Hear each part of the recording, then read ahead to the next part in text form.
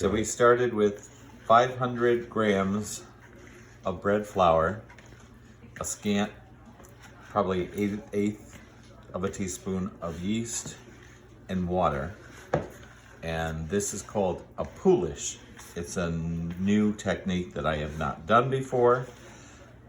The artisan bakery that I'm studying under tells me to mix everything by hand. So of course I had to sanitize everything, wash my hands 40 times, and then make this poolish, which will sit for 12 to 14 hours overnight at room temperature covered.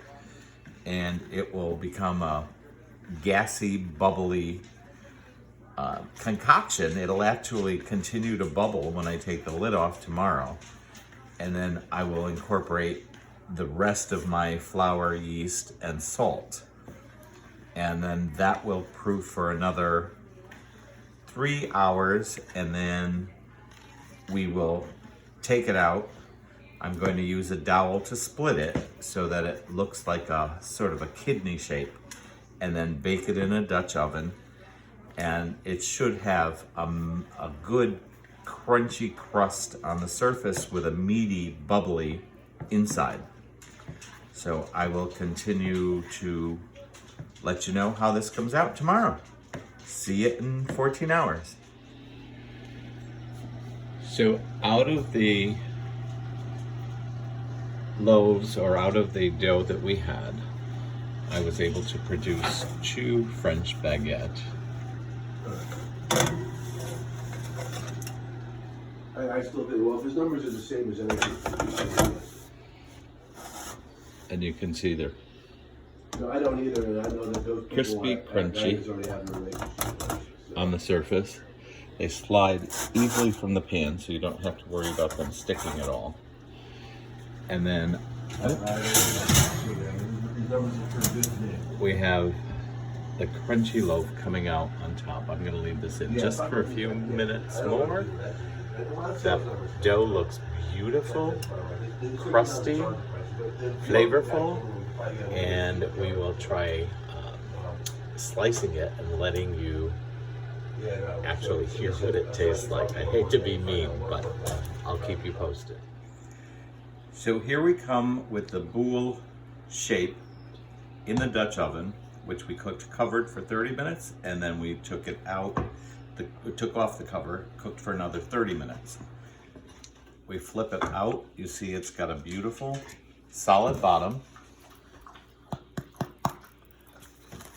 a good crunch, and the taste is delicious.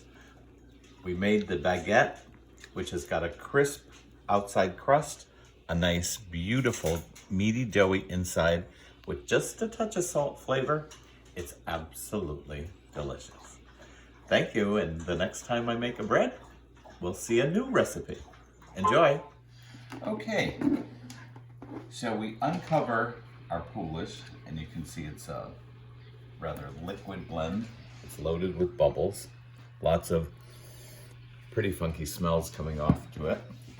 And then in our larger bowl, we've mixed our salt, which is about 1.5 teaspoons of salt, 5.5 cups or 500 grams of flour, and about 1/4 teaspoon or 20 grams of yeast. So we mix that by hand. Okay, then we want 2 1/8 cups of water, which, let me see, is gonna be about 250 grams.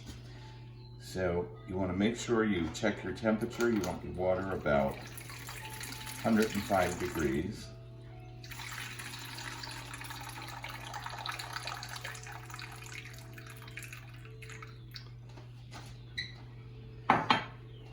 Got a little bit more than I need.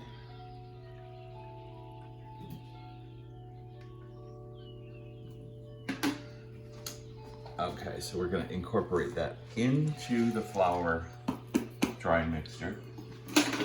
And again, when using bread dough or bread flour, you may have to increase your water by about 1 teaspoon per cup, because of the added proteins that are in that flour.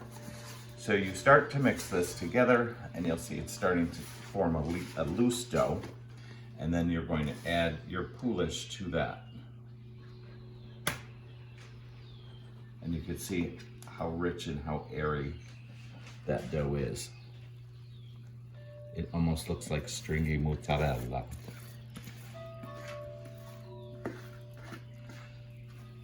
Now it isn't for the faint of heart, because if you have an issue about getting your hands into it and being sticky, this is going to be a rough one for you, but it really feels good. And you start to develop a sense of feel, or a texture sense, kind of like when your grandmother said to add a pinch of that or a splash of this.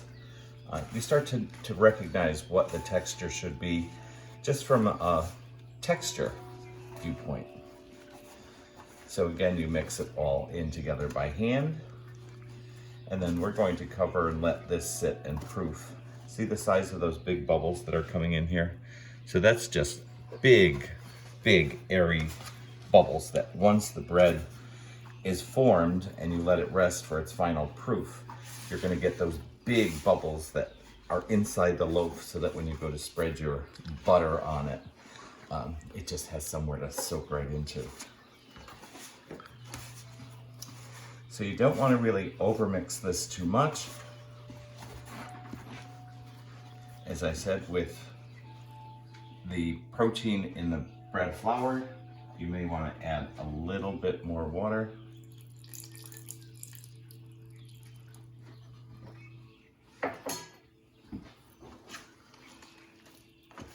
And you'll notice that your bread starts, or your dough starts to come together a little bit more.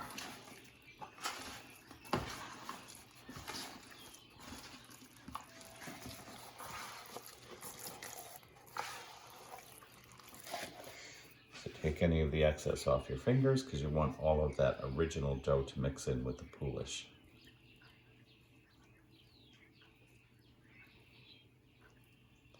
So my next challenge is going to be how to string all of these videos together so that we have one cohesive match. But we'll cross that bridge when we get to it. Okay, we'll see you in a little bit.